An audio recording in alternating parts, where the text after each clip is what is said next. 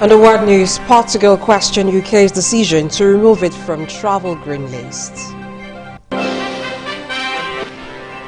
White House defends President's top coronavirus advisor, Dr. Anthony Fauci, over leaked email from lab. Hong Kong vigil organizer arrested on 32nd anniversary. Good afternoon. Thank you for joining me on the World News in ITV. I am Blessing AG. Now beginning with local stories, persons with disabilities in Nigeria want 15% of slots in the national and state houses of assembly as well as local government councils. They made this known yesterday at a national public hearing on review of the 1999 Constitution. ITV National Assembly correspondent Usawoname Ibizugbe reports that various stakeholders were present at the hearing. The Constitution review alone will not engender a successful democracy without a commitment or without a concomitant shift in attitude and political will. It has to be backed by the requisite political will and the right attitude. Democracy demands the highest qualities of self-discipline, restraint, empathy, and willingness to commit, pursue, and sacrifice for the general good. That was the Senate President, Ahmad Lawan, declaring open the national public hearing on the proposed alteration of the 1999 Constitution of the Federal Republic of Nigeria. The event had in attendance principal officers and members of the Senate, members of the Nigerian labor unions, civil society groups, and other stakeholders. In his presentation, President of the Nigerian Labour Congress, Ayuba Waba, dwelt on issues ranging from local government autonomy, socio-economic rights, the country's revenue-sharing formulas, as well as immunity for public office holders. We want full autonomy for our local governments so that they can be recognized as third-tier of government, both economically and politically, so that they can be able to play their role successfully. Labour demand that all elected public officers holders should not enjoy immunity from prosecution on criminal cases. Let me repeat, criminal cases. But we allow that on civil cases, so that they are not distracted from office, we can have such an immunity. There is need to review the current revenue sharing formula, actually to the advantage of local governments and states. In their presentation, persons with disabilities spoke on the need for sign language interpreters and other artistic signs to be made available in every strategic meetings and activities of the National Assembly.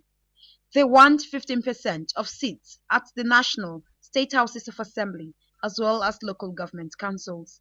We want 15% of seats in the National Assembly, state houses of assembly, and local government councils shall be reserved exclusively for qualified persons with disabilities. Such reserved positions shall, as much as possible, take into account the different types of disabilities. We also want political parties to field persons with disabilities. Other stakeholders at the event emphasized on the need for more women to occupy elective and appointive positions in the country. Usawoname Ibizugbe, ITV News, Abuja. The need for synergy between broad security apparatus has again been brought to the fore to foster national security and peace. This was the summation of stakeholders yesterday in Abuja at the 74th General Assembly of Broadcasting Organizations of Nigeria. ITV Abuja correspondent Evie Eguari reports that stakeholders called on the media to build values that improve national development. Gathered at the 74th National Assembly of the Broadcasting Organization of Nigeria are critical stakeholders and builders of the broadcast industry, as well as representatives from the security sector. No doubt, the insecurity challenges faced by the nation has brought about the need for the media to stand like never before as the fourth estate of the realm and gatekeeper of the society. This in turn influenced the theme for the 74th Annual General Assembly: national security, kidnapping, banditry, role of the media and the way forward.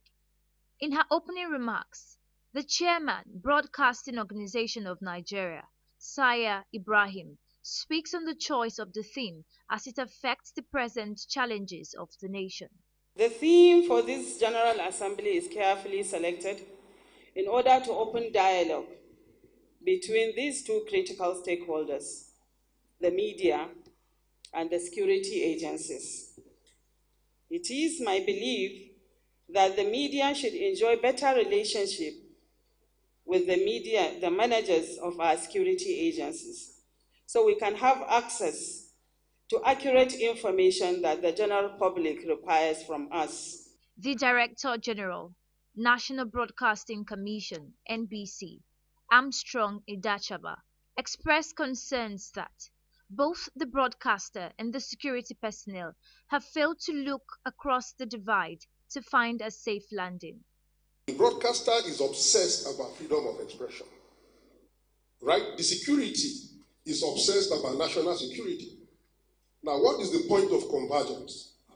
Of course, the point of convergence should be the interest, the safety of the ordinary Nigerian. So, on whose behalf do you work towards national security?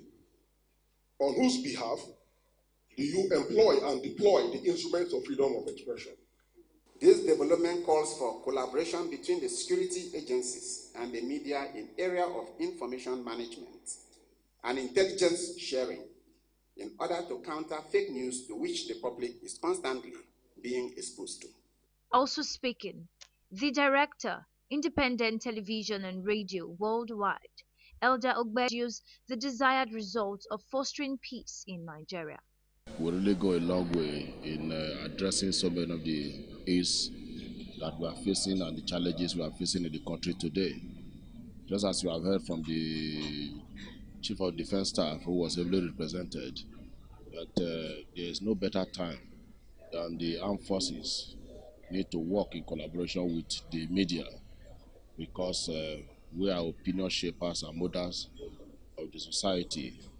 And there is also need for the armed forces or security agencies to work more closely with the media so that the right information can be gotten at the right time. It is largely left for the general public to draw a line and distinguish between credible source of news and any other news. The mainstream media cannot peddle news. We have to say the correct, we have to disseminate the right information at the right time. These stakeholders task Nigerians on discerning truth and false reportage by investigating the source.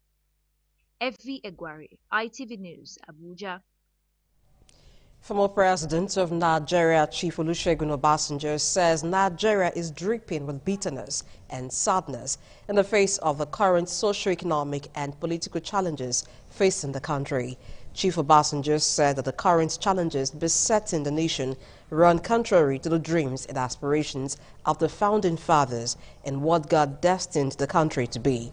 He made the assertion yesterday at the Olusegun Obasanjo Presidential Library in Abeokuta when he was presented with a book titled The Man, the General and the President, written by Femi Karena.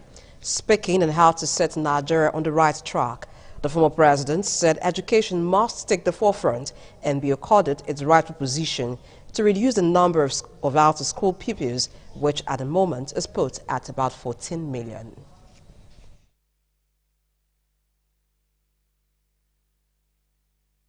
All of us, particularly in this country and now, we have something to contribute to make this country what God has created it to be, a land flowing with milk and honey.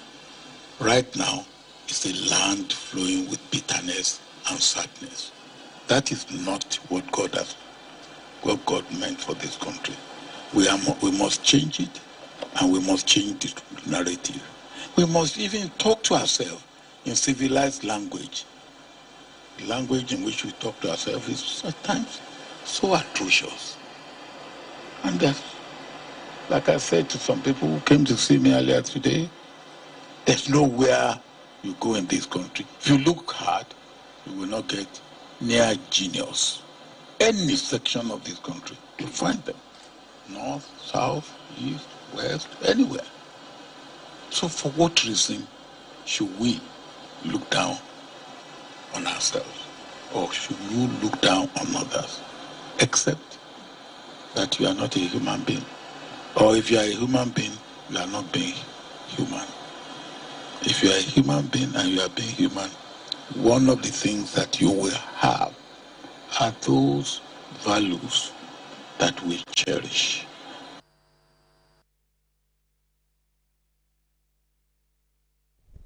Despite the suspension of industrial action by the various unions in Ambrose Ali University, EPOMA, academic activities are yet to commence in the main campus. Edo Central Bureau Chief Ferdinand Usakwe reports that the campus was devoid of students and workers as at the time of visits. On the 1st of June, the industrial action embarked upon by the various unions and the Ambrose Ali University AAU EPOMA was suspended after a memorandum of understanding was signed by Edo State government and the union leaders. The action brought a sigh of relief to students and parents who are on the receiving end, and we are hoping that academic activities will bounce back immediately. But on a visit to the main campus, the school is still a shadow of itself as the usual academic hustle and bustle are yet to return. The chairman of Academic Staff Union of University EPOMA, Professor Monday Igbafen, confirmed that the union has suspended its age-long strike owing to the memorandum of understanding signed by both parties that 2 months' salary will be paid to them from what the government owned within the period of 1 week. On his part, the chairman NASU, Mr. Tom Onofua, said that though the union has suspended its strike, they have not resumed as they are waiting to receive payments of 2 months' salary in an agreement signed with the government. The high point of that MOU is clear, including 2 arrears of outstanding, out of the outstanding check-off for more than 1 year. All other outstanding remaining arrears of salaries and check-off dues and other deductions will be paid on or before 30th of June. But I'm shocked and surprised that up to now, no single individual has gotten an alert of any of either the salaries or the allowances, or rather not allowances, the check-up dues and the sundry deductions. We have not gotten any alert. The school public relations officer, Edo Dahera, speaking through a telephone interview, said that many of the workers have resumed, but many were yet to show up. He said this might be due to lack of funds, as they have not received salaries since January. The school PRO, however, expressed the hope that by next week Monday, academic activities will fully bounce back. He also expressed optimism that government would also have fulfilled its promises of 2 months' salary to the workers. Many of the workers have resumed, but there are a few who we have not seen, and we just assume they have no transport. For your case, in January, no salary yet, and there is this promise that by Friday, at least something will drop. So we are all waiting for that. Because on Monday, we expect the school to totally resume. Stakeholders, especially parents and students, are anxious that both parties will adhere to their promises to enable the school function properly again. Ferdinand Usakwe reporting. The National Youth Service Corps today dismissed reports that it was mobilizing corps members for war, stressing that this was not true. The NYSC National Directorate in Abuja, in a statement by the Deputy Director of Publications, Mr. Emeka Ngbemena, affirmed that it would continue to safeguard the interest of corps members. Director General of the scheme, Brigadier General Shaibu Ibrahim, while reacting to moves to scrap the NYSC scheme, reportedly said corps members were part of the national defense policy of Nigeria and could be mobilized for war if need be. However, the NYSC disclosed that Ibrahim never said corps members were being mobilized for war, as has been reported by some media outlets. The Independent National Electoral Commission, INEC, has said voter enrollment software will be introduced to recapture as much fingerprints as possible in the 2023 general elections. While emphasizing that technology was evolving, the Commission said the use of technology in the conduct of elections has come to stay.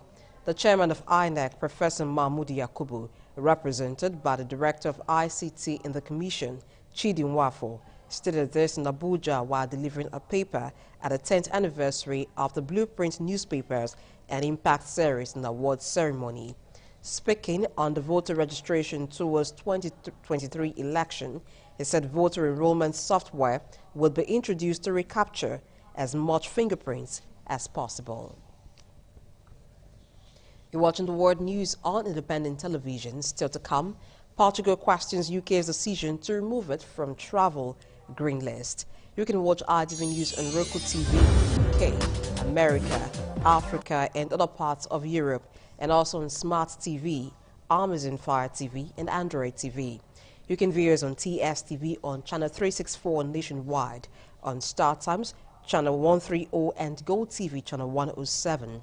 Follow us also on our Twitter handle at ITV Radio NG, on YouTube at youtube.com/ITV Radio NG. Visit our website for streaming and more stories at itvradionigeriang.com/live, on Facebook at facebook.com/ITV Radio NG, on Instagram at ITV NG. Download the ITV app from your mobile Play Store. Please stay tuned.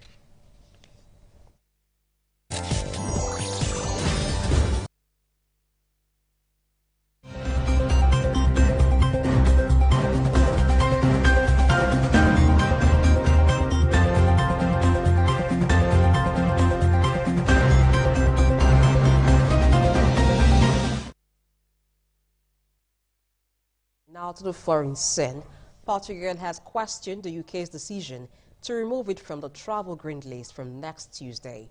The move to the amber list means UK tourists should not visit the country and returnees must isolate for 10 days.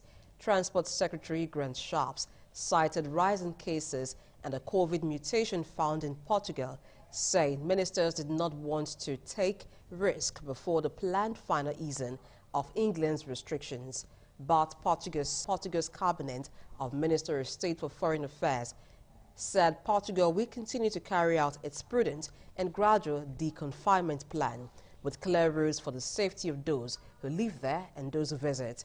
In the first review of England's traffic lights list for international travel, no new destinations were added to the green list, while travelers must be tested in Bahrain, Costa Rica, Egypt, Sri Lanka, Sudan, and Trinidad and Tobago will be added to the red list.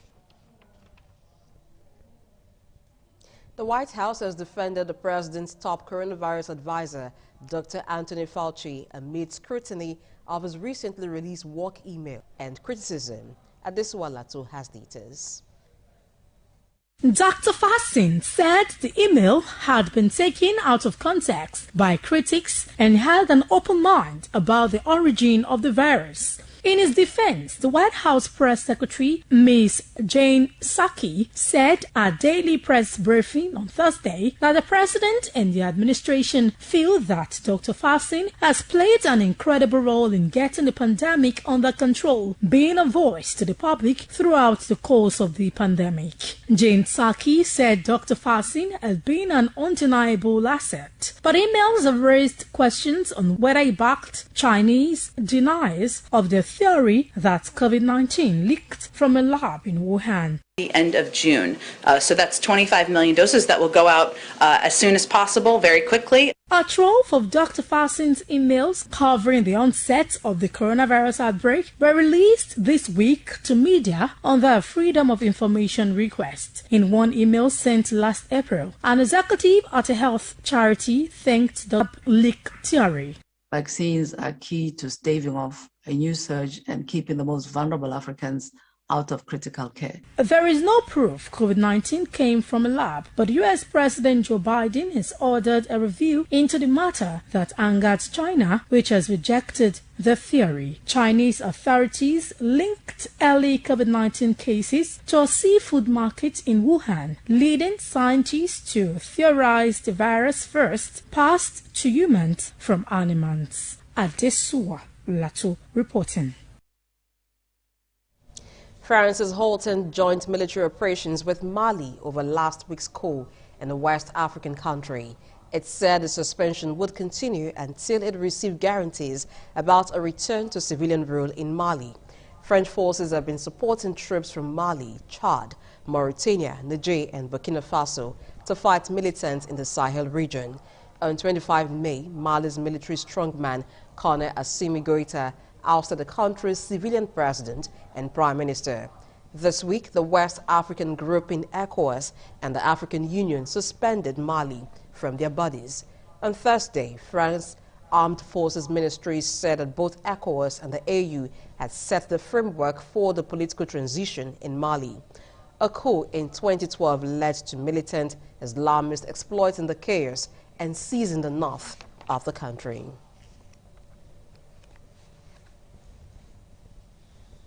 An Australian woman who spoke out about her alleged rape in Parliament, triggering the hashtag #MeToo protest nationwide, is receiving care in hospital for her mental well-being. Her partner, David Sharers, said Brittany Higgins entered hospital last Thursday. He said she was taking time to recover after months of unrelenting political pressure. Ms. Higgins' case has sparked anger over a culture of sexism and misogyny in Australian politics.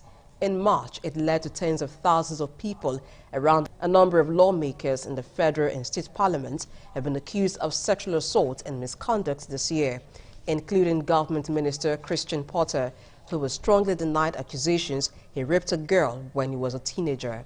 Despite political pressure, Prime Minister Scott Morrison has declined to investigate the claims against Mr. Porter after police ruled out a criminal investigation because the alleged victim had passed away. Ms. Higgins, aged 26, has alleged she was raped by a colleague in a boss office in 2019, and when she reported the rape to the then Defense Minister, Linda Reynolds, she was sidelined, given little support and pressured to leave her job. Pro-democracy activist Cho Hang-tung has been arrested by a square crackdown. Ms. Cho is vice chairwoman of the Hong Kong Alliance, which organizes annual vigils for victims of Beijing's deadly crackdown on democracy protesters. She has been arrested for promoting unauthorized assembly.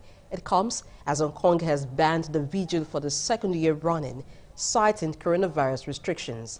Hong Kong and Macau are the only places in Chinese territory where people can commemorate the deadly 1989 crackdown on pro-democracy protesters. But this year, authorities in Macau also banned. The family of Belarusian journalist Roman Protasevich says he was coerced into making a confession on TV of organizing anti-government protests. Mr. Protasevich, aged 26, was arrested in Minsk last month after his flight to Lithuania was diverted. In a tearful appearance on state TV, he praised President Alexander Lukashenko and admitted attempting to topple him. Marks were visible on his wrist. Human rights and opposition campaigners says he was tortured, but Mr. Protasevich was editor of the opposition Next channel on the Telegram messaging app until last year. He was put on a list of individuals involved in terrorist activity by the government in Belarus. Mass protests erupted across Belarus after Mr. Lukashenko claimed victory crackdown. The protests have been curbed and opposition leaders have been sent to prison or into exile. A court has fined 12 Australian media groups a total of $1.1 million for their coverage of Cardinal George Pell's now overturned conviction in a sexual abuse case. The outlet admitted to breaching a legal order in 2018, which banned them from reporting the verdict at the time. A judge rejected arguments that their news reports, which didn't name Pell, were in the public interest. Some of Australia's biggest media groups are among those fined. The reporting ban, enforced through a legal order, was brought in at the start of Cardinal Pell's 2018 trial. It was to prevent the under the suppression order. Journalists were banned from reporting any detail of the sexual abuse case, including his conviction, when it was ruled by a jury in December 2018. The Cardinal had previously been one of the highest-ranking Vatican figures and a close advisor to the Pope. The High Court of Australia later overturned the guilty verdict against Cardinal Pell on appeal.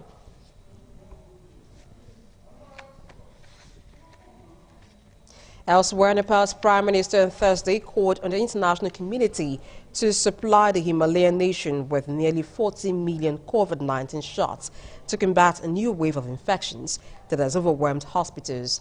The country of nearly 30 million people has so far received just over 3 million doses from various sources, with another million promised by Beijing. The impoverished nation began recording a rise in cases in early April that peaked in mid-May at more than 9,000 infections a day. The daily rises have declined slightly, but the healthcare system remains under pressure with oxygen supplies stretched.